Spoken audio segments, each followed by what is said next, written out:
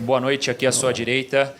Apesar da classificação, o Palmeiras chegou hoje, né, a 7 jogos como mandante em mata-mata de Libertadores, especificamente, sem vencer aqui no Allianz Parque, né? Isso é um sinal de alerta, é um ponto que preocupa. Desculpa. Como mandante na Libertadores, em mata-mata, em jogos eliminatórios, né, o Palmeiras chegou a 7 empates consecutivos, né, a 7 jogos que não vence. A última vez em 2022 contra o Cerro nas oitavas.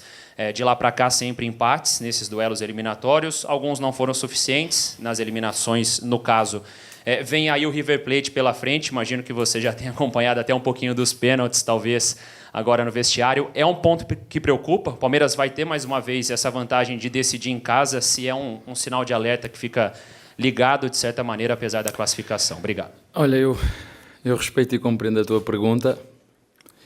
Até pensei que ias dizer que era a 13ª vez que o Palmeiras estava presente numa meia-final. Isto depois a gente faz as perguntas que quer e tem que as respeitar, mas deixa também lembrar-te disso. Ainda não perdemos nesta competição. Para tu veres o quão difícil é chegar, o atual campeão foi eliminado nas oitavas. E, portanto, eu agarro mais coisas positivas, eu sou positivo aqui e agora.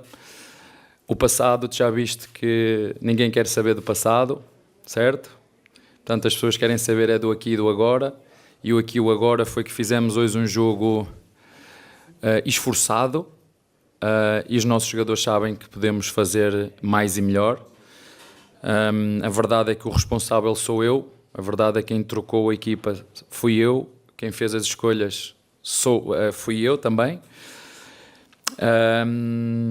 Mas também é verdade que na Libertadores, nestes últimos 4, 5 anos, as coisas têm sido muito bem feitas. Entendo a tua pergunta, respeito muito a tua pergunta, mas eu prefiro ficar com as coisas boas que estamos a fazer. Uma primeira fase imaculada. Entramos agora nas oitavas de final, como te disse, super difícil. Vocês viram jogos primeira mão super difíceis. Os jogos da segunda mão, alguns acabarem em penaltis, quão difíceis são. Portanto, a próxima fase será também difícil. Primeiro jogo lá, segundo jogo aqui.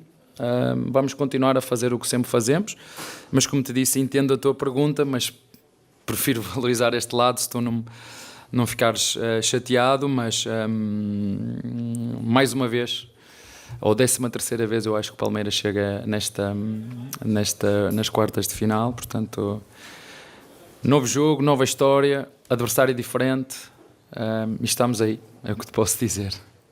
Abel, boa noite. Olá. Lucas Basílio, da Rádio 105 FM. Queria te perguntar um pouquinho sobre a estratégia para o jogo de hoje. Claro que uma larga vantagem, né?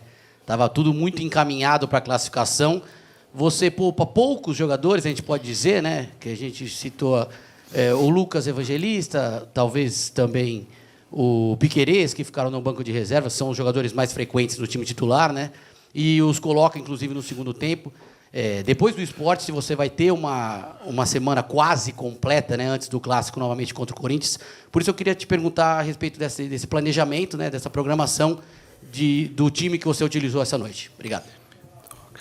Olha, acho que tu bateste aí no ponto certo. Acho que, por muito que eu tenha avisado os jogadores e dado o alerta de que estas equipas, Universitário, nós sabíamos da atitude competitiva que eles têm nos duelos. Vocês viram hoje os duelos, da forma como dividiam. E eu acho que esse foi apesar de ter sido um ponto a favor, ganhar lá 4-0, inconscientemente os nossos jogadores, 4-0, vamos controlar o jogo. E vocês, a primeira parte foi só passos para trás e para o lado e falhados. Disse isso aos jogadores ao intervalo, que não estávamos a ser agressivos ofensivamente, estávamos a fazer uma posse sem intenção e muitas vezes nessa posse a perder a bola de forma precipitada. E depois a gestão, né, vocês às vezes falam e têm todo direito, viram que o Roque ficou com queimbras, né? E fui, entre aspas, criticado por ter tirado o Roque no último jogo. Isto não há milagres, o futebol brasileiro não dá tréguas a ninguém e nós temos que gerir da forma que nós entendemos que é melhor, mas como te disse, estou perfeitamente de acordo com o que tu disseste. Eu acho que a vantagem de 4-0 inconscientemente fez com que a nossa equipa relaxasse um bocadinho e não pode ser. Não pode ser. Abel, boa noite. Gustavo Soler, Rádio Transamérica. E no primeiro jogo em Lima, né, você elogiou bastante a postura até do torcedor do Universitário, que com 4-0 teve ali a postura de continuar aplaudindo. Nessa sua visão do que foi o jogo de hoje, o torcedor palmeirense que fez uma bela festa, colocou as faixas na arquibancada, mas esse torcedor mereceu o comportamento que o time do Palmeiras teve em campo na noite de hoje? Olha, boa pergunta. Acho que realmente hoje quem deu o espetáculo foi o nosso torcedor e há dias assim eu por acaso até estava à espera que a casa não tivesse muito cheia em função daquilo que foi o resultado dilatado e fiquei muito contente em ver o estádio cheio. Entendo perfeitamente o que tu estás a dizer, mas ficou o esforço. Não posso dizer que os meus jogadores não se esforçaram. Agora posso dizer que ficámos a dever naquilo que é o quesito técnico, porque eu sei que estes jogadores podem fazer mais e melhor, mas realmente acho que hoje o espetáculo veio de fora e é sempre bonito quando nós jogamos em casa. Como te disse, não estava à espera de um estádio tão composto, é sempre bom, mesmo quando nós achamos que inconscientemente a eliminatória estava resolvida, ter o estádio bem composto, cheio, a fazer a festa. Mas sim, ficámos a dever hoje no aspecto técnico, mas temos que valorizar todo o espetáculo que foi feito de fora e a forma como acompanharam e apoiaram a equipa. Abel, boa noite, tudo bem? André Neto da Rádio CBN aqui. Queria falar um pouco sobre a falta de opções que você tinha no banco hoje, só 9 jogadores. Alguns dos meninos que vinham aparecendo no banco, Riquelme, Eric Belé, Coutinho, agora numa reta decisiva de sub-20. Queria saber como é que foi a conversa interna do Palmeiras para decidir que esses jogadores que vinham te auxiliando a compor elenco e te dar opções até para rodar o time no que você já falou, como é que foi essa decisão para eles ficarem focados no sub-20 nesse momento? Obrigado. Muito bem, boa pergunta a tua, de quem estudou, de quem viu, de quem sabe o que é que está a perguntar. Como deves calcular, eu podia ter trazido jogadores da equipa de sub-20, certo? E não trouxe. É fácil de perceber porquê. Porque queremos que os sub-20 mais uma vez ganhem, porque o Todos Somos Um é exatamente isso. E não é de hoje que nós fazemos isso, não é de hoje que nós temos cuidado em ajudar a equipa de sub-20, porque muitas vezes nós também precisamos e a equipa de sub-20 também nos ajuda. Estou-me a lembrar, por exemplo, do ano em que nós tivemos uma primeira fase da Libertadores, o jogo em altitude, e depois jogámos em casa com a Água Santa. Quem nos ajudou e quem nos suportou é a equipa de sub-20. E eu acho que estes jogadores também têm que crescer na equipa de sub-20 a ganhar, a ser campeões. E tudo o que o treinador da equipa principal puder fazer para ajudar a equipa B, ou neste caso o sub-20, que pode fazer como fez, e tu me disseste muito bem, eu fico contente por estares atento a isso. Podíamos ter trazido mais jogadores, podia ter trazido o Tales, podia ter trazido o Arthur, não tínhamos lateral, só tínhamos um lateral esquerdo, podíamos ter trazido o próprio Benedetti, mas sim, entendemos que podíamos ajudar a equipa B, porque também a equipa B, desculpem, o sub-20, e essa também é uma das minhas funções. Não é só potenciar, valorizar e vender jogadores, mas também ajudar a equipa B naquilo que é com os jogadores que pertencem ao nosso elenco, que podem jogar na equipa B, até o Roque, mas ele pediu-me o Roque, mas eu não podia mandar o Roque. Abel, boa noite. Olá. Você recebeu essa semana um novo goleiro, né? O Carlos Miguel, 26 anos, que em outros clubes ele pedia passagem e acabou não tendo tantas oportunidades assim. Você tem o seu principal goleiro, o Everton, 37 anos, ídolo do Palmeiras. Como que você pensa a questão de transição, de dar oportunidades ao Carlos Miguel, que acho que chega com a intenção de jogar? Como que você lida com essa situação? Olha, é verdade, o Everton, ídolo e grande forma, como ainda hoje. Foi uma oportunidade de mercado. Nós já tínhamos pensado, e o Everton sabia, o Lomba também sabia que nós estávamos à procura do goleiro e a ideia era contratar para o ano que vem. Já vos disse várias vezes que aqui nesta casa as coisas se preparam antecipadamente e fico contente que um especialista de futebol que está do outro lado do mundo, né, que se chama Mourinho, num minuto e meio conseguiu ver o que nem todos conseguem ver que se faz aqui dentro deste clube. Portanto, foi uma oportunidade e nós temos 3 goleiros agora muito bons, mas ele apanha e chega com o comboio já em andamento, agora que está aqui connosco, vai começar a treinar e vamos ver.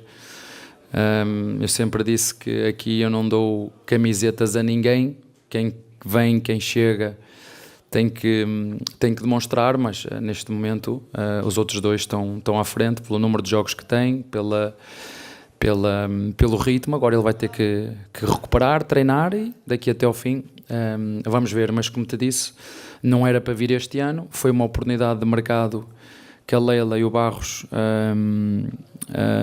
encontraram e nós contratamos um jogador para nos ajudar e reforçar nesta posição. Abel, seguindo nessa esteira desse assunto, o Palmeiras também contratou o Jefté, ele estava aqui hoje. Eu queria que você falasse essas movimentações recentes, né? Carlos Miguel, Kelvin, Jefté, o que eles te trazem nesse elenco? E a gente fala muito sobre a questão do substituto do Richard Rios. E hoje você voltou a usar o Alan por dentro, que é uma função que ele já tinha feito no Campeonato Paulista. Você hoje vê, dentro das opções que você tem no elenco, o Alan é o outro camisa 8 que você tem? Boa pergunta, mais uma boa. Falaste do Alan, GFT e Kelvin. Kelvin, eu acho que isso é lógico. Nós tínhamos que renovar ali o lado direito. Depois daquilo que foi o trabalho brilhante do Mike e do Rocha, essa dupla de laterais dobrados que nos deram um campeonato em 2023, e por tudo que fizeram dentro do clube, a história que tem, a quantidade de títulos que tem. E como digo, fico sempre feliz quando nós podemos ajudar os nossos jogadores. O Rocha podia ter ficado connosco até ao fim, mas a verdade é que o Grêmio precisava de um jogador com estas características, com esta experiência para os ajudar. E nós ficámos felizes também por ele poder continuar a sua carreira. O Mike a mesma coisa, portanto é normal. O Kelvin, mais uma vez, mais uma grande movimentação da nossa Presidente e do Barros, a estar atentos àquilo que é o mercado, um jogador brasileiro, porque nós queremos também trazer e reforçar com jogadores brasileiros. Foi um bocadinho parecido com o Carlos Miguel. Foi uma oportunidade de mercado, senão nós podíamos também ter subido o Gilberto, mas acho que foi mais um jogador para reforçar aquele lado direito, o Giai e o Kelvin, sabendo que o Giai nestes últimos tempos foi assediado, se assim se pode dizer, com propostas de outros clubes, e nós temos que estar sempre atentos e precavidos. O GFT eu acho que é normal, uma situação normal. O Vanderlá esteve connosco, eu acho quase que desde que nós chegamos.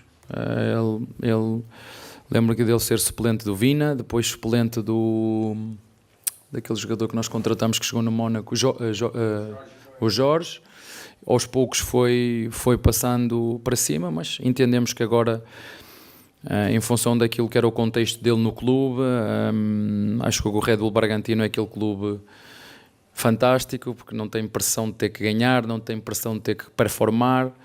O próprio John saiu daqui num contexto muito parecido com o dele, pouca gente com pouca paciência, e os jogadores depois chegam ali num contexto diferente, com um clube com objetivos diferentes, com uma torcida diferente, onde a camisola não tem o mesmo peso que esta, e acabam por performar, e nós entendemos que era o caminho certo para o Vanderlá, e contratamos o GFT. Depois só temos o Piquerez, portanto vem reforçar esta posição. Agora não podemos deixar de dizer isso. Este ano estamos num período de transição, saíram 16 jogadores, se vocês contarem com Dudu, com Rony, enfim, são 16 jogadores que entraram, contratações que fizemos e jogadores que subiram da equipa B, como o Alá, e já que estamos a falar do Alá, sim, quis experimentar o Alá na 8, mas ao mesmo tempo, como é que eu posso pedir dele um empenho na 8 ou desempenho na 8 quando o treinador nos últimos jogos o pôs na ponta direita ou ponta esquerda, entendes?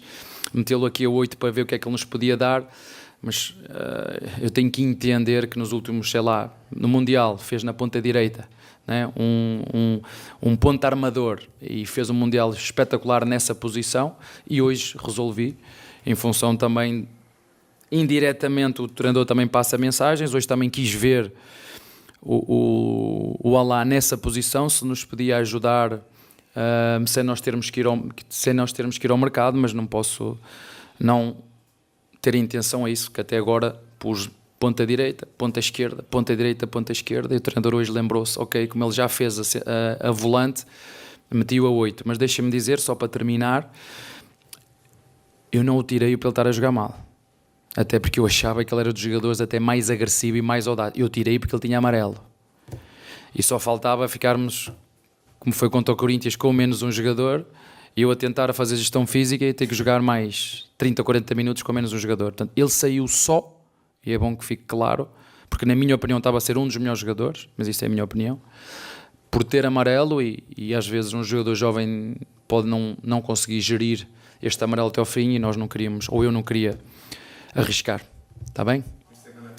Deixa só dizer-vos que é bom quando as perguntas são assim boas e fáceis. A minha entrevista também é boa e fácil. Está bem? Obrigado. Agora sim, encerrando a entrevista coletiva. Obrigado, Abel. Obrigado a todos. Inscreva-se na TV Palmeiras e seja Avante. O Avante premiado pode mudar a sua vida. Faça o plano anual e concorra a um apartamento. Só quem é Avante pode ganhar. Avante premiado. Nessa campanha, o Palmeiras que torce por você.